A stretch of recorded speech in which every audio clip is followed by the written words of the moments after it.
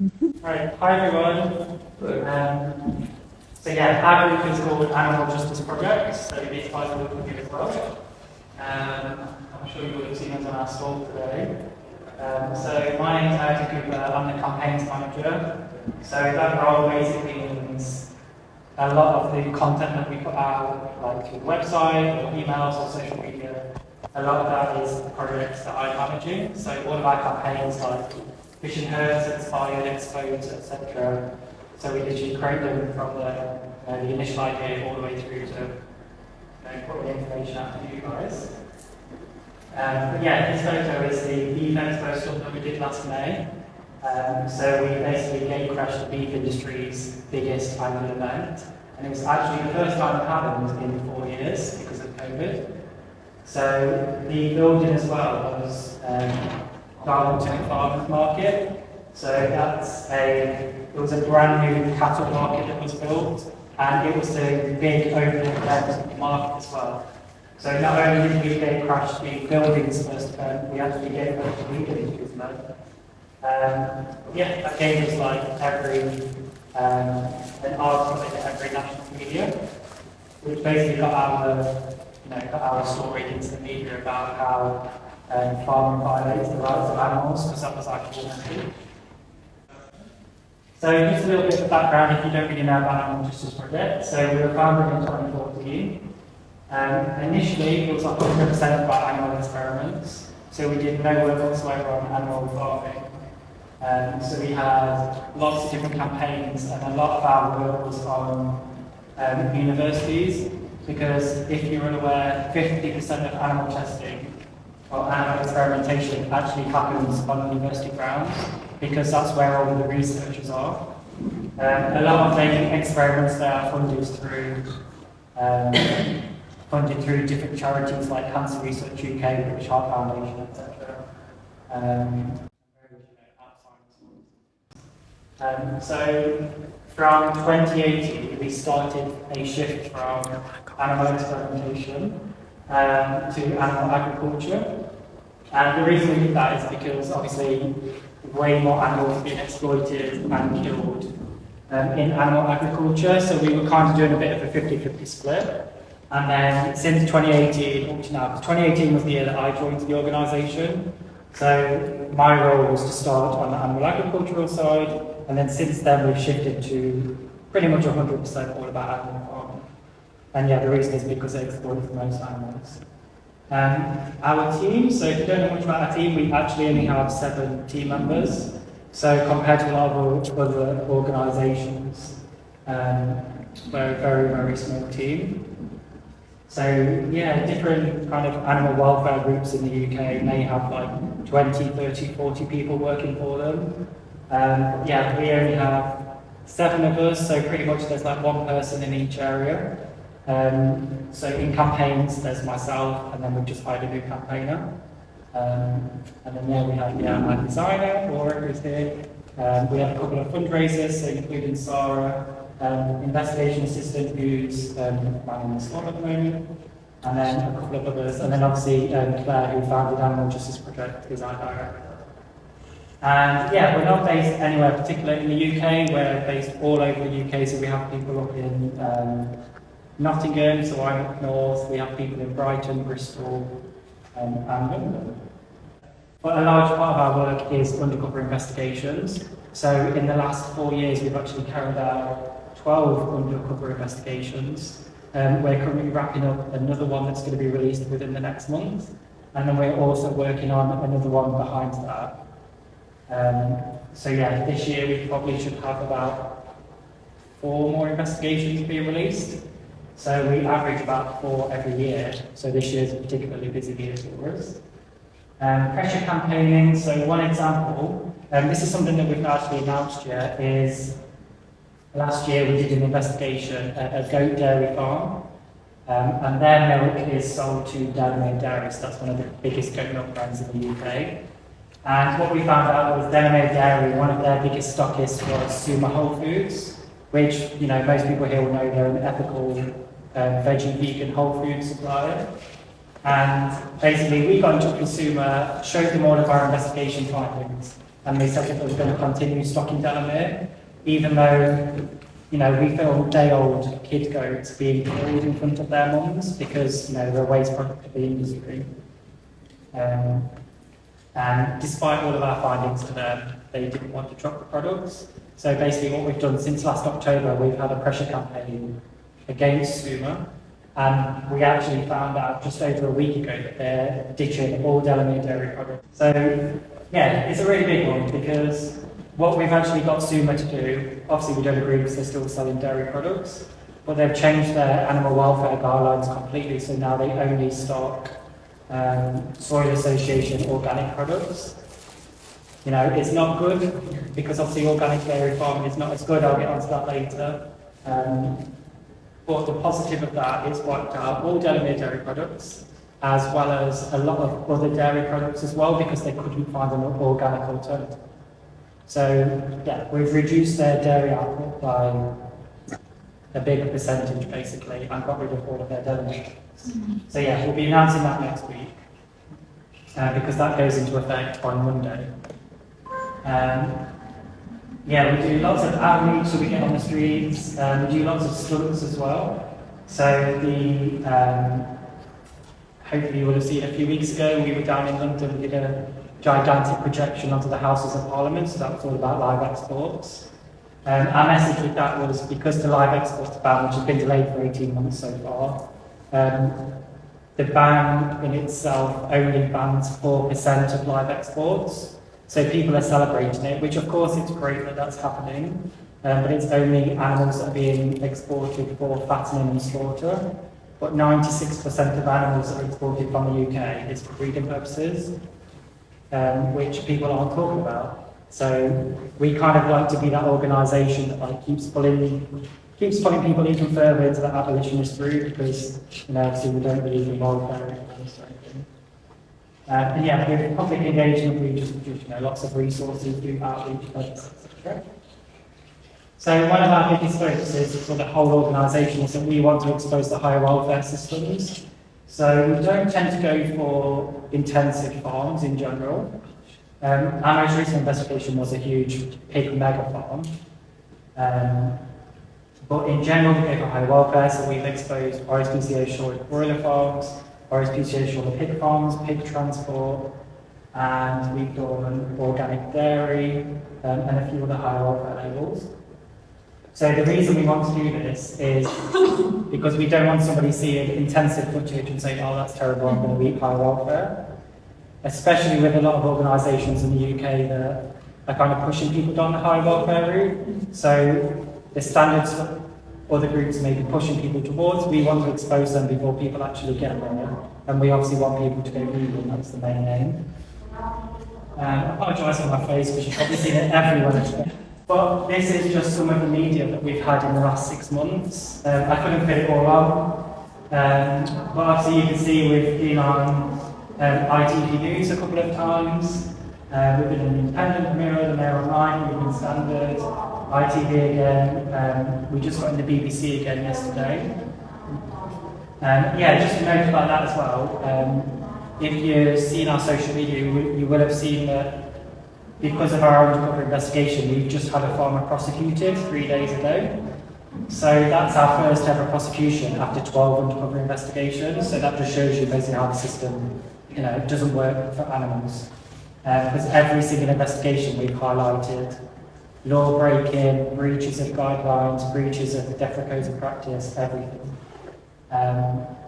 But the reason that you basically got prosecuted, this was part of our Dairy Still Kills undercover investigation, so it was actually released 2 whole years ago, and it's taken 2 years of working with trading standards to get the prosecution. And the reason he got prosecuted was not because of animal abuse issues. There was a lot of beating of calves and all sorts, but because he was swapping the ear tags of calves, which is obviously massively illegal because there's no traceability there, and it's terrible for disease spread like TB. But that is the main reason that he actually got prosecuted. It wasn't for abusing animals and almost killing them. So yeah, that's obviously fantastic news. We're going to be releasing that. Hopefully we'll get some more national coverage as well. I think we've had about 5 different media outlets cover it in the last 48 hours. So we've not quite got them all posted on social media yet because half of our team is here. Yeah, we're trying to catch up. This talk is obviously about undercover investigations, which we're going to get onto in a second, but I just wanted to point out a couple more stunts that we've done. So this bottom one is the first slide, where we have people with the smoke flares. So this is the drone shot, so we have gigantic banners on the roof. That was last May, and that got us into every national paper as well. The reason we do stunts is to get the media attention, so that we can get the message of veganism and animal rights to the people that need to know about it. Because we don't want to just post on social media all the time and, create an echo chamber, basically. Obviously we do because we want it to inspire people to get active with the animals, because we need more activists all the time. This one in the centre, with lots of people, that's from our Bitmarsh pig farm demo a few weeks ago. So we had 70 people come on to that because the findings of that farm was so bad. And that's where we got to ITV News a couple of times. This was our projection of the House of Parliament about our exports. And then in the top right corner, in December we climbed the Home Office. So we climbed Defra in central London. So that was to highlight how good it was going to be our next pandemic. Obviously these stunts were amazing, but getting onto the roof and firing in government buildings obviously gets you arrested. So we have specific people for those roles. Which we always need volunteers, by the way, so anyone else, please, it'd be great. So yeah, we've done 12 investigations since 2019, so it's just under 4 years, and as I said, we've got about 4 more that can hopefully come out this year. Yeah, targeting high welfare systems, and then today I'm just going to quickly talk about 3 different investigations, and the aim of today is not just to talk about the investigations, but to show you why we target high welfare. And why the results of those investigations are reasons that we shouldn't be welfareists and we need to go down the abolitionist route, and that's why we stick with that. So yeah, the first one is, we released this back in December of last year. So this was RSPCA assured pig farms. It was 9 different pig farms, and it was a transport company called Pedders Pigs. So they transport all of the pigs between the farms and then to slaughter as well. So obviously RSPCA assured, that is pretty much the highest welfare you're going to get in the UK, apart from certain organic farms, or certain very, very tiny home-run farms like a dozen animals. Yeah, so this was over a 2-month period. So we had cameras installed on farms. We even had cameras installed inside trucks like this, and on the back of trucks, so we can see the loading and the unloading. So that is pretty much something that's never been done in the UK before. So it's a tactic that was, pretty risky, because every time they move these animals, they're supposed to wash them out. So the chances of them finding the cameras installed inside was pretty high, but we obviously wanted to risk that, and it paid off. These tiny piglets here, these are basically being transported from farm to farm. So they've gone from the breeding farm off the mums.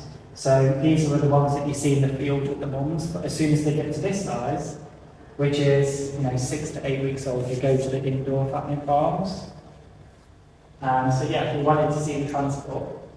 Yeah, so what we found was like the unloading and the loading was just, it was awful. You certainly couldn't tell it was RSPCA assured, even though obviously we know it's pretty lenient with it. Piglets were thrown out of trailers, they were picked up by their back legs and thrown. There were kids, they were crushed by workers. The abuse was pretty common, especially because on one day we filmed them transporting 3,000 of these piglets. So the scale is just unreal. And you can just see, the workers obviously get desensitized. The outcome of that investigation, so we obviously send all our own findings to RSPCA assured, and they basically looked at them and said, oh, that's pretty bad, we'll talk to the farm.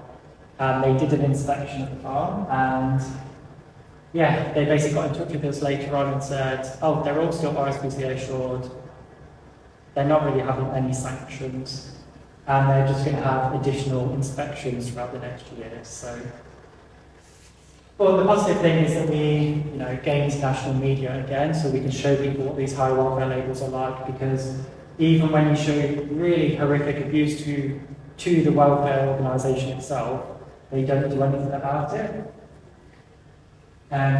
So yeah, what we found was they actually broke the law, which nobody seemed to really care about. They broke NEFRA's code of practices and council regulations as well. So yeah, you can see obviously the bottom right, that's kind of like the scale of it, so that's just like one truck's worth that they're trying to cram in.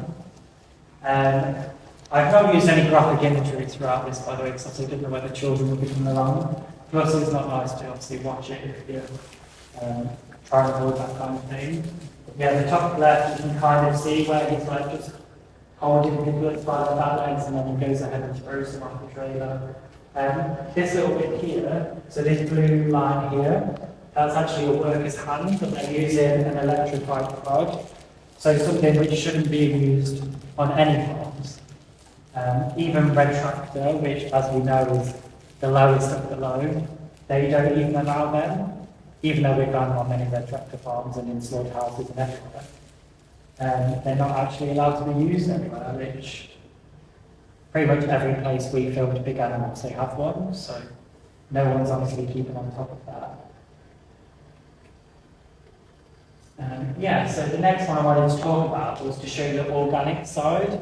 So I was speaking to somebody on the stall earlier, and they were talking about organic and how high, the higher welfare level. And yeah, so our dairy investigation, it was at Vegfest cheese. So they're a really well-known organic dairy company in the UK. So their actual cheeses are called Vegfest cheese, and they're award-winning, they're stocked on online organic supermarkets as well, so they tend to be their biggest stockists. And their farm goes on and on about animal welfare, sustainability, how good they are for the environment, etc. So 3% of the dairy industry in the UK is organic, so obviously it's a very tiny percentage. And the reason we went for that is because if we can show people that organic dairy, which is the highest welfare level, is terrible, then everything else below it is just as bad, if not worse. So obviously that is the reason we go for these high welfare systems. So yeah, that accounts. This 60,000 cows. This was at the time of our investigation, and in the following years, that actually declined by a third. And reading, some of the farming information, it's because of, people were buying less organic products, and the cost of these farms is way higher, especially with feed costs, because obviously they have to buy organic feed for the cows. So the dairy industry that is organic is even smaller than that now. So yeah, the farm is home to 200 cows, and these are some of the awards that they've won. So the reason this company is so well known is because every time the International Cheese and Dairy Awards are on, they basically win every prize for their products. So yeah, basically they were gold winners in 2021, and that was just as we actually released our undercover investigation. It was about 2 weeks apart. They had just won the award, and then about 2 weeks later we released our investigation. So it was kind of good timing, really. And yeah, Supreme Champions as well. They have many awards from different organisations, but the International Cheese and Dairy Awards is the big one in the entire dairy industry. I just wanted to show you this as well, because obviously people say organic is better for the environment, but this screenshot is actually from Vegfest Cheese's own website. So they're not soil associated, they go for a different organic label, but the Soil Association is the biggest one in the UK for dairy. And yeah, the highlighted bit says, though it would be great if everyone switched to organic farming, it is unfortunately not realistic in the UK, as this method of farming requires much more land to work on, which the UK does not have available. So that kind of gets rid of the whole, we need to turn every farm organic. It's not possible, the farmers are even saying that themselves. This study came from the Soil Association, so the welfare labels are saying it, the farmers are saying it, so it's not a viable option. And as we know, the cows are still exploited at the end of the day. So these are some of the key investigation findings that we had. The abuse at this farm was widespread, it was commonplace, just as it would be on an intensive farm. Although to be fair, with 200 cows, it's a huge farm anyway, it's not like a very small dairy. So one of the sad things was that a lot of the cows were severely lame. And this queue here, so at the top of the picture, that goes to the outdoor park, because they did get to go outside. But they would queue up, and the parlour would be just below this photo, and the cows at the back would be waiting for 5 hours each milk. So if cows are lame, they're going to be slower to come in from the field, and they basically get stuck at the back. So they're queuing 10 hours every day just to be milked. And obviously the milking process, probably only takes 10-15 minutes, if that, per cow. But, that's over 10 hours every day for those severely lame animals, because the stronger, faster animals push to the front. And we actually filmed them once they get to the end. Their feet were so sore that they couldn't even touch them on the floor, and they would just have to hobble into the parlour. And because they're in so much pain, this worker at the bottom, by the way, got fired after our investigation. They blamed him for absolutely everything and just sacked him, which is very common technique from farmers. But you can see that he's holding a blue pipe. So that's a plastic pipe that they're not supposed to have on farms yet again. But every cow farm we've investigated has one of these blue pipes. So basically they wave around, scare the animals, they shout, they swear at them, and they do hit them as well. So this worker in particular, but also the other workers, in front of the vets as well, they were kicking the cows in the face, they were kneeing them in the face. The abuse was just every single day that we filmed. We just filmed so much abuse. And just one thing to point out as well, so it's including cows who had only just given birth. So this little sliver of a pen like here in the centre, so that's their birthing pen. And basically the cows go in there just before they're going to give birth, and then they get to stay in that pen for up to 2 days with their babies. But after just 19 hours, one of the mums was taken out. Obviously she's going to be in a lot of pain, a lot of discomfort after giving birth, and a lot of distress as well. She was forced into the parlour, and we just filmed her being hit, her udder was being slapped. They had just no disregard. They showed total disregard for the cows.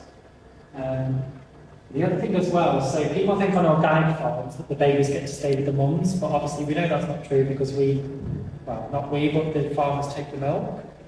And the sad thing about organic dairies is that, so on a regular intensive dairy, they might keep the baby for around 24 hours and then take them away. But on organic dairies, it's usually 2 to 3 days that they keep the babies with the mums. And this basically makes a stronger baby. That's the only reason they do it, is because it gives them all the colostrum, gives them a bit of a boost, because obviously we know they don't cope well being hand-reared on farms, obviously. So we filmed them separating mums and babies after 48 hours, and it was very, very hard to watch, because this middle pen was where the mum was left, and then after separation she was chucked out into the rest of the herd, and the next shed along was where all of the babies were penned individually. So there were so many metres apart, there was a brick wall in between. But what we filmed was, I don't know if I've got the next slide. So what we filmed was, we had a camera on the pens of babies, and then we had cameras all in this shed as well.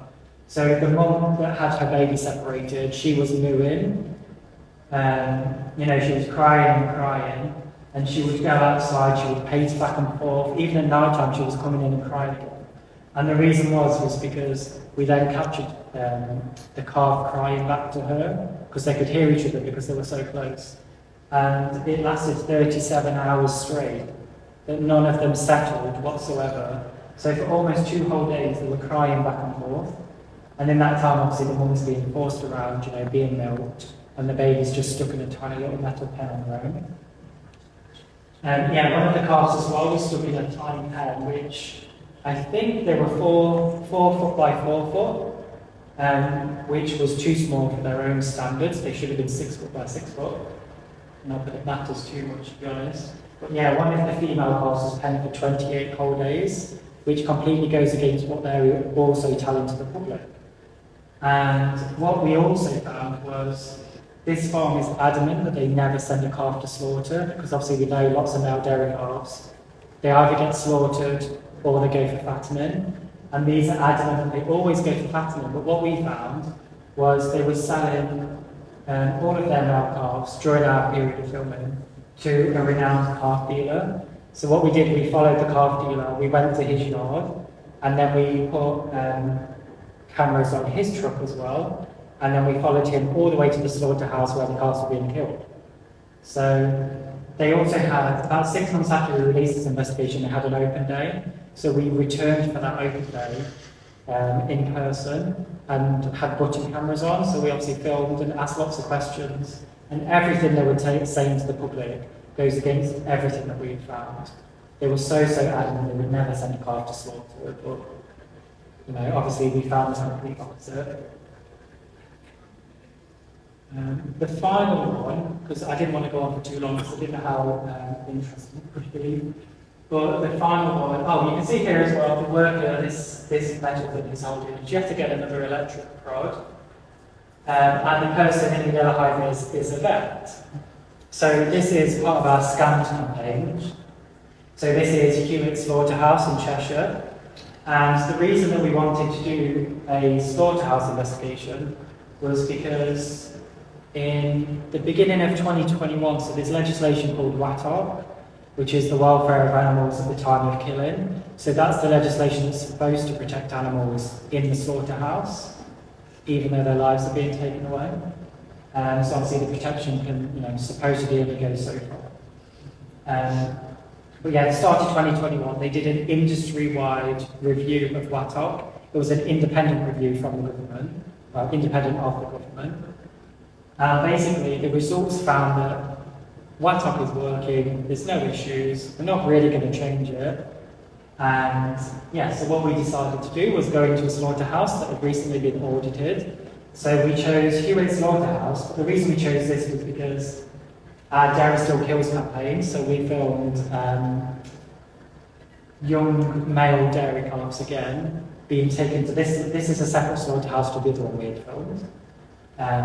Yeah, we filmed the killing of male dairy calves inside an abattoir. So we actually filmed that for the first time. It's never been filmed in the UK before. Because people believe that the calves are shot on the farm, but actually that is decreasing. That's much lower than it used to be. And now killing in slaughterhouses at the time was increasing. So when we released this, it was 60,000 calves have been killed in slaughterhouses at the time. So they're on average between a week and 2 weeks old. But yeah, that's the reason we chose the slaughterhouse, but it was so bad that we did another undercover investigation there. And we wanted to focus on the cows, the pigs and the sheep.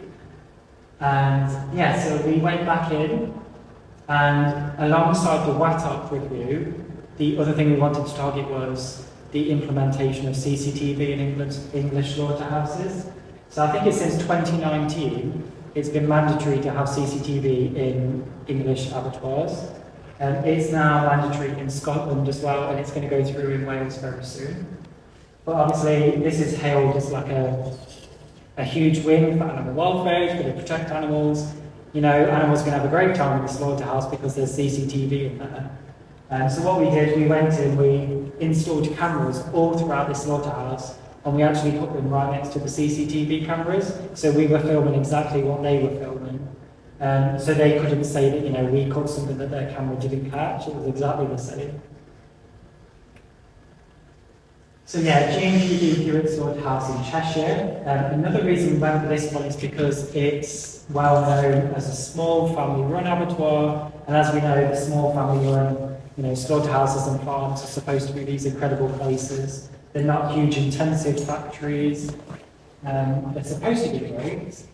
And yeah, for the previous 6 years of audits, they were labelled as generally satisfactory. So in terms of the audit level, generally satisfactory is the second highest one that they can get. The highest one is just called good. But yeah, so they had that for 6 years. But very, very interesting was that we sent all of this information to the Food Standards Agency. So the FSA are the people that do the slaughterhouse audits. So we sent all of the information to them because of how awful it was, because they were breaking laws yet again. And what they did, instead of really acting, they went to the slaughterhouse just before we got against the media, did another audit, and then they put them on the very lowest level, which is critical. So that basically means there's everything wrong at the slaughterhouse. But of course they wanted to get in there to show people that their auditing works. But we know that it wasn't like that for the previous 6 years, and it's not as if they probably went downhill this year. So the other reasons, so along with the CCTV and auditing, so we kind of have three angles with this: it's the audits, the CCTV, and then we wanted to show whether having an official veterinarian, so an OV, so that's a government vet that is in every single slaughterhouse, whether their presence made a difference and whether they actually looked out for the welfare of the animals. I'm sure you can guess what the outcome of that was. So here's the different aims we had. So CCTV, OVs, audits, and then it was because of the industry-wide review of Black Book. Just to point out as well, obviously, I said the person in the yellow hive is the vet. The guy at the bottom is the manager of the slaughterhouse. He did a lot of the abuse and a lot of the work. As you can see, he's holding an electric prod because this is there's three cows here, and they had to go just up that chute there to be stunned. And they were basically so scared they were frozen and they didn't want to move. And instead of I guess gently encouraging them or trying to calm them down, the guy just got an electric prod, and he was actually prodding the ones at the back, which is again a breach of all guidelines. Which you're not allowed to do when the animal has nowhere to go. Not that you're allowed to shock them, but you're not allowed to prod them or try and move them forward. And as you can see, the vet was actually trying to help him as well, but not helping for the animals. She would laugh and joke with the workers quite a lot, even when they were abusing the animals. That was very disturbing. Again, I've chosen, hopefully, non-graphic imagery here. There's a little bit of blood on a couple of them, just to warn you about. So the bottom right, and then this guy again is the manager. So this contraption at the bottom, you probably can't really see what it is because I didn't want to show it too much. But he's holding a sheep, and it's like a table platform.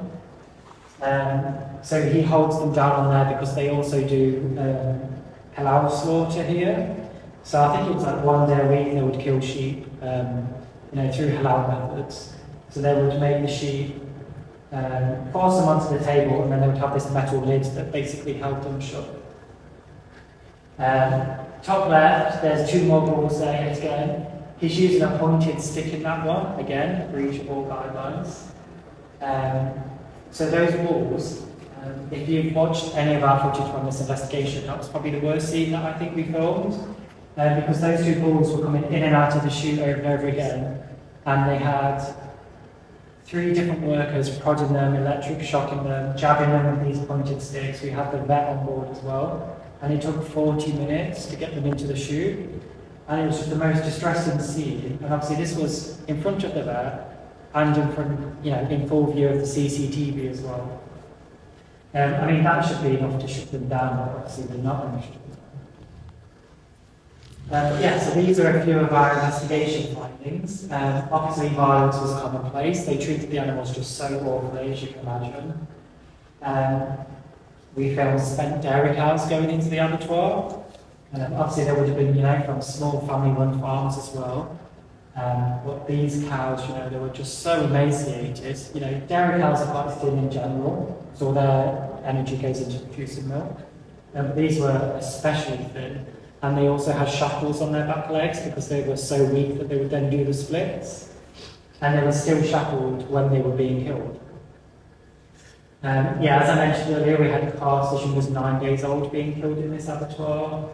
failing to stun animals adequately. So obviously it's horrible, but they're supposed to stun them for, I think it's 10 to 15 seconds, and they were doing it for as little as 2 seconds. So obviously it's not adequately stunning the animal. So by the time they get hung up and have their throats cut, they're going to be conscious again, which we did film. At the bottom as well, so like the sticking of the dressing, so the sticking is just when they cut the throat. The dressing is when they start cutting joints and things. They were doing that far too quickly, so they were doing that on conscious animals. Again, it was all in full view of the CCTV. They would kill very tiny piglets as well, so if you've ever seen suckler piglets, so they probably stand about this tall and they're about 6 weeks old, they would also kill these piglets here. So obviously that was horrific to watch. But yeah, with all of the pigs, what they were doing was they would hang them up and then let the blood drain out, and then they would throw them into the scalding tank because it loosens the hair and gets all of the hair out. And we filmed them throwing one of the piglets into the scalding tank who was still conscious. So not only were they been inadequately stunned, had their throats cut, they were squashed under a pile of other piglets whilst they were bleeding out, which is completely illegal as well. They then got put into a scalding tank, which is boiling water, whilst they were conscious, so they then probably drowned alongside. So yeah, all of this again is in full view of CCTV. Yeah, I mean we film so much as well. We can't put all of our content out because we film over a week or 2 weeks, or some of our investigations. Our longest investigation is actually over 6 months, and we have multiple 5-month investigations.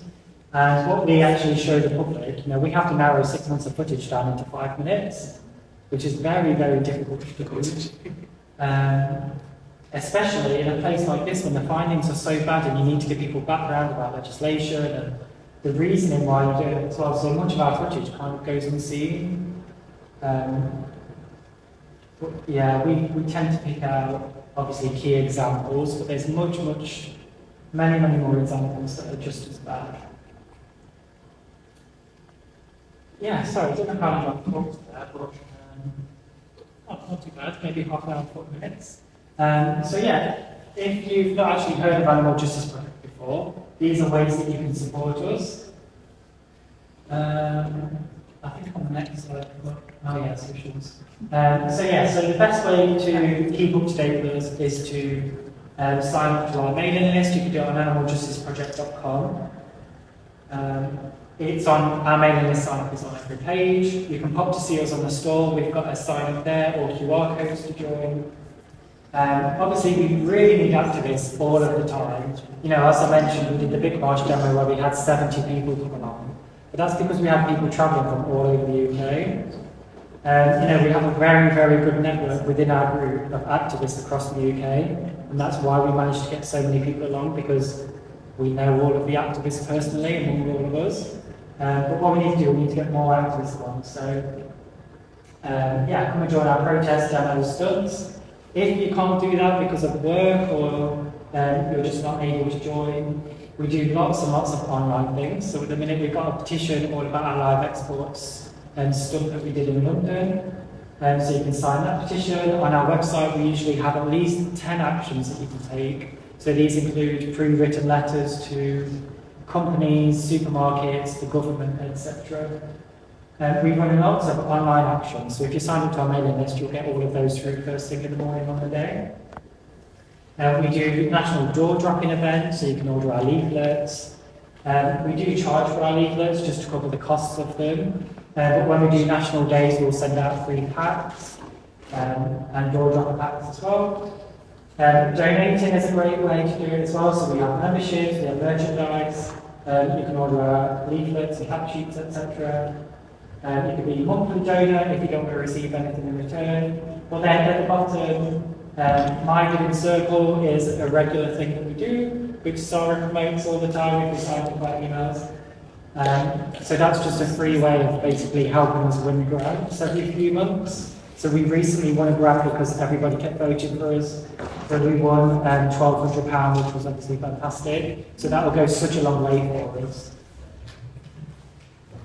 And yeah, this is the final scene. So the image, by the way, is from our Dairyfield Hills Day of Action. That's because of our investigation we did of the dairy calves. So we've now done 3 national days of action for this campaign. So we usually have between 20 and 30 groups across the UK doing this outreach all on the same day. So hopefully some people here have maybe joined an event before. And here's all of our social media that, yeah, you can follow us on. If you've taken any photos or videos, obviously feel free to post tag us in as well. And yeah, that's our website at the bottom. And that's all. Okay, thank you all so much for coming. I do appreciate it. I know it was a very long walk here. We didn't almost find it, but yeah. But yeah, if anyone else has a question and you didn't want to put your hand up, obviously come and find us. We'll be here for a couple of minutes. But yeah, come and visit us on our store.